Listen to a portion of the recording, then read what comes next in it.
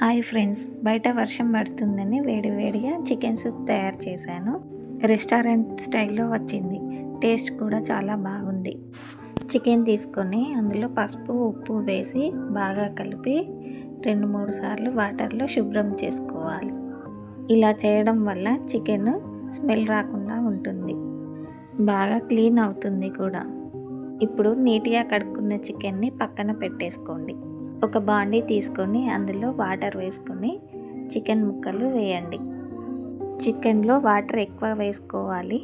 ఇందులో మిరియాలు, చెక్క, లవంగాలు, ఇలాచి, అల్లం ముక్కలు వేసుకోవాలి. 3 చెంచాల దొడ్డుప్పు వేసుకోవాలి. అలాగే వెల్లుల్లి రెబ్బలు కచ్చాపచ్చ దంచి వేసుకోవాలి. 4 పచ్చిమిర్చి ముక్కలు కట్ చేసి వేసుకోవాలి. కొన్ని మిరియాలు తీసుకొని కచ్చాపచ్చ దంచి వేసుకోవాలి. అన్నింటిని వేసుకొని బాగా కలిపి మూత పెట్టేయాలి. ఒక అరగంట పాటు అలాగే ఉడకనివ్వాలి. బాగా ఉడికిన తర్వాత జల్లెడలో వేసి సూప్ని సపరేట్ చేసుకోవాలి. సపరేట్ చేసుకున్న చికెన్ పీస్లని పక్కకు పెట్టుకోండి.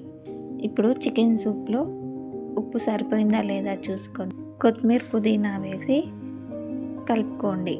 ఇంట్లోనే ఈజీగా, హెల్తీగా, టేస్టీగా మన చికెన్ సూప్ రెడీ అవుతుంది. నచ్చిన వాళ్ళు ఇందులో నిమ్మరసం పిండుకోండి.